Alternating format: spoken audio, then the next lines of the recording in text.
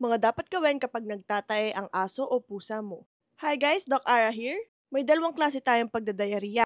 Ang tinatawag na acute or less than 3 days lang nagtatae at chronic na more than 3 days. Para sa acute, pwede ito matreat sa bahay. At take note na sila ay playful pa rin, nakain pa rin, nainom at walang dugo sa tae nila.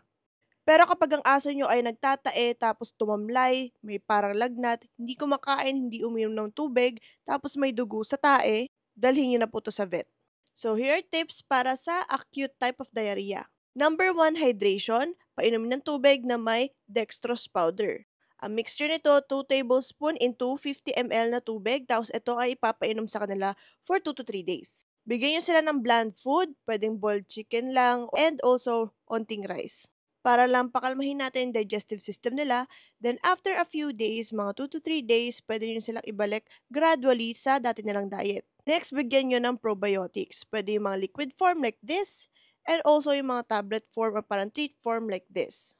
Ito ay para bumalik yung balance ng gut bacteria sa digestive system nila. Ang common causes ng diarrhea ay pwede change in diet, pagkain ng kung ano-ano, katulad ng basura, food allergies, pwede sa stress or pwede rin due to intestinal parasites or worms. Pwede rin viral or bacterial infection, pero kapag ganon, dapat isugod yun na sa vet. At uulitin ko, kapag may iba nang nararamdaman kasabay ng pagtatae ang inyong aso o pusa, don't forget guys to consult your veterinarian.